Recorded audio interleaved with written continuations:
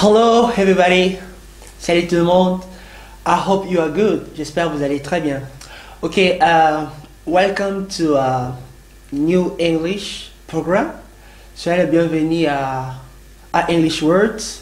C'est un nouveau programme. C'est un programme d'anglais. Alors, on est là pour former les anglophones. On est là pour aider tous ceux-là qui veulent apprendre l'anglais.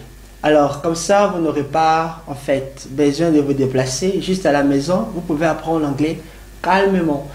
Thank you very much. Alors, aujourd'hui, on va se mettre à parler de quelque chose, ok, que nous allons découvrir dans peu de temps. Alors, on commence par le point numéro 1, la partie introductive. Donc, en fait, le titre, c'est « I say what I like ». C'est-à-dire, on va apprendre, on va apprendre à parler de quelque chose que nous aimons. I say what I like. Donc, je dis ce que j'aime. Ok? I say what I like. Donc, c'est-à-dire, on parle de notre goût, préférence, etc., etc. Alright, so, I say what I like. Je dis ce que j'aime. Alright. I like rice. C'est ce que j'aime. Moi, j'aime dire. I like rice. I really like singing. Ok? I really like singing. Comme ça est écrit là. I really like singing. C'est-à-dire, chanter, ça me plaît beaucoup. What I like above all is reading. What I like above all is reading. Ce que j'aime au-dessus de tout, c'est la lecture. What I like about you is your smiling. What I like about you is your smiling. C'est-à-dire, ce que j'aime chez toi, c'est ton sourire, ta façon de sourire. Ok? Alors, on répète rapidement. I like rice, je me dirais. I really like singing. Chanter, ça me plaît beaucoup. What I like above all is reading. Ce que j'aime au-dessus de tout, c'est la lecture.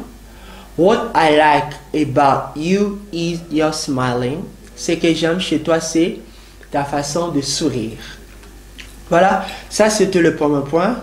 Deuxième point, c'est I say what I dislike. Maintenant, on va se mettre à dire à propos de ce que nous détestons. Voilà. Alors, like, c'est préférence ou goût. Et dislike, ça veut dire dégoût. Ok? Ou détester. Dislike. I don't like cats at all. I don't like cat at all. C'est-à-dire, je déteste le chat. Ou je n'aime pas le chat du tout. I cannot stand lies. Je ne supporte pas le mensonge. I dislike cheating. I dislike cheating. Alors, je déteste la tricherie. Et enfin, I hate dogs. I hate dogs. Je hais ou je déteste le chien. Oh, c'est juste un exemple, ok? Ok? Let's repeat. Répétons ensemble. I say what I like. No, I say what I dislike. I don't like cats at all. I don't like cat at all. I cannot stand lies. I cannot stand lies. I dislike cheating. I dislike cheating. I hate dogs. I hate dogs. Je déteste le chien. Et puis, pour terminer, en fait, le point final, en ce qui concerne l'introduction, c'est what I prefer. What I prefer. C'est que je préfère. Ok. I prefer coffee to tea. Moi, je préfère du café. Yeah. I prefer coffee to tea. I prefer coffee, not tea. I prefer coffee rather than tea. I prefer coffee instead of tea. Je vais essayer de traduire rapidement. I prefer coffee to tea. C'est-à-dire, je préfère du café au thé. I prefer coffee, not tea. Je préfère du café et non thé. I prefer coffee rather than tea. Je préfère du café plutôt que du thé. I prefer coffee instead of tea. Je préfère du café au lieu du thé. Alright. Okay, now let's repeat. Répétons rapidement.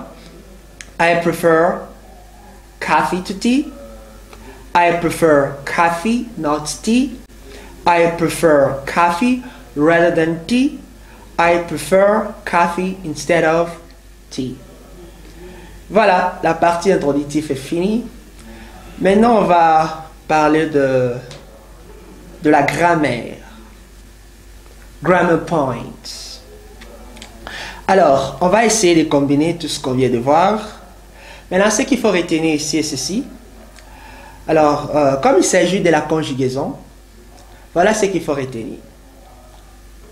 Quand la troisième personne du singulier, c'est-à-dire lorsqu'on parle de il, elle, ok, là c'est en français, en anglais c'est he, she et it, c'est pour faire la différence entre, entre une chose et une personne, voyez-vous. Lorsqu'il s'agit de personnes, c'est he, lorsque la personne est du genre masculin, et lorsque la personne est du genre féminin, c'est she, et l'objet c'est it. Voilà, ça c'est en anglais. Mais en français c'est i et elle. Ok, i, she et it. Bien. Alors, the rule, la règle.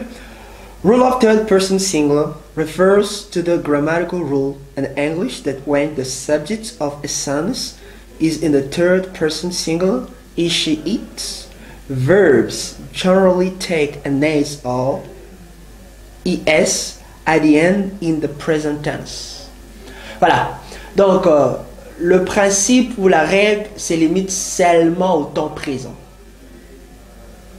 Et puis, vous le verrez qu'à la forme affirmative. Voilà quelques exemples. For examples, he runs every morning. She writes emails. It makes a sound. Donc vous allez remarquer qu'à la fin il y a s. Voilà. However, there are some exceptions.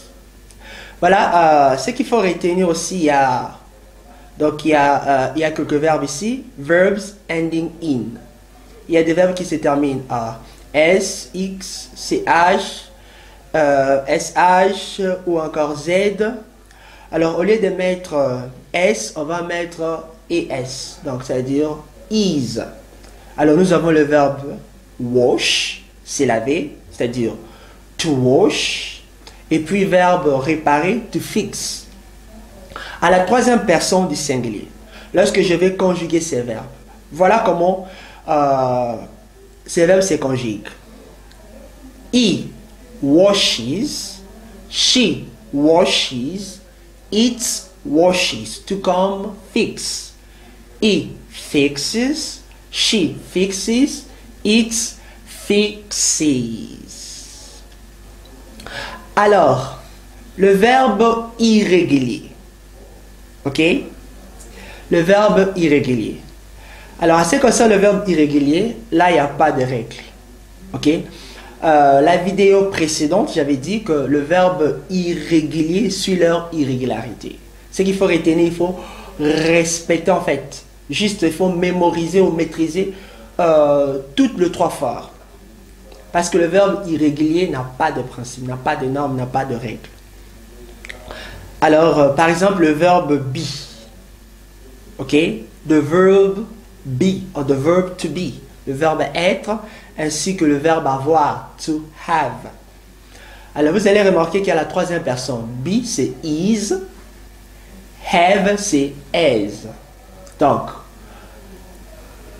he, she, it. Donc, on va dire he is. Ça, c'est pour le verbe être. She is. It is. Et en ce qui concerne le verbe avoir, c'est he has, she has, et puis it has. Voilà. Ok, note this. The rule does not apply in the past tense. Alors, tout ce qu'on vient de parler ici, on ne le verra pas au passé. Cela s'arrête qu'au temps présent, pas au passé. For example, le passé du verbe go, c'est went. W-E-N-T. Went. Donc, I went. Je suis allé. À la 3e personne, he went. Et ne dites pas he went. Non, ne mettez pas S à la fin. Ok? He went. Tout comme le verbe régulier play, jouer au passé, on va ajouter aider parce que c'est le verbe régulier. C'est ce qu'on avait dit, que le verbe régulier prenne aider au passé ainsi qu'au participe passé. Donc, I play, ça c'est présent, il n'y a pas aider. I play. Au passé, I played. Et puis à la 3e personne du singulier, on ne change rien. He played, she played, it played. Ok? Voilà ce qu'il faut retenir à ce qui concerne en fait le règle des verbes. C'est-à-dire quoi? Tout le verbe ordinaire. Ok? Tout le verbe ordinaire, que ce soit régulier ou irrégulier. À la 3e personne du singulier, ça change. Ça prend soit S ou ES. Alors, on verra avec le temps quelques terminaisons et puis vous allez comprendre mieux lorsqu'on va avancer avec des leçons suivantes. Alright, thank you very much. Okay, let's come back. Ok, revenons. So, on a dit ceci. He, she, and it. Ok?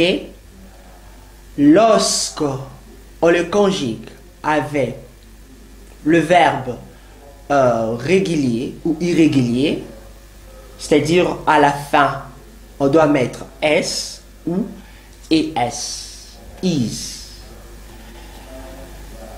Alright, now we're going to see some exercises. On va maintenant parler de quelques exercices. Vous allez corriger en fait ceci. She love. He writes. It's cook. Normalement à la fin on va mettre quoi? Ok, S. Ok, she loves. He writes. Good. Okay, it cooks. Thank you very much. Merci. Alright, some vocabulary. Quelques vocabulaires qu'on a prévus. Nous avons likes, goût. Dislikes, de goût. To be keen on. To be keen on. Ça veut dire être pensionné ou encore être amoureux. To be good to, être bon ou être gentil envers. To be bad to, c'est être méchant envers. C'est le contraire de to be good to. Et enfin, to be kind, être gentil. To be kind, c'est être gentil. All right. So thank you very much. So we come back quickly with what we have, of course, seen together. Voilà. On va faire une petite révision. Comment dire en anglais? J'aime dire. I like rice. Et comment dire je ne peux pas supporter le mensonge? I cannot stand lies. Et comment dire en anglais je préfère du café et non du thé? I prefer coffee, not tea. Et enfin, à ce qui concerne le verbe régulier et irrégulier, lorsqu'on le conjugue, c'est-à-dire on est au temps présent, à la forme affirmative, ce qu'il faut retenir que le verbe change. Ok? Donc, lorsqu'on a eat, she eats, ce que vous devez retenir est qu'à la fin, il faudrait mettre quelque chose, soit S ou ES. Alright? So thank you very much. Merci. See you later. And I just want to invite you guys, you people, you know, to subscribe a lot, to follow this movie, to love and to share. Alors, n'oubliez pas de vous abonner, partager la vidéo et surtout, restez connectés pour la prochaine vidéo. Thank you very much. See you later. Big up.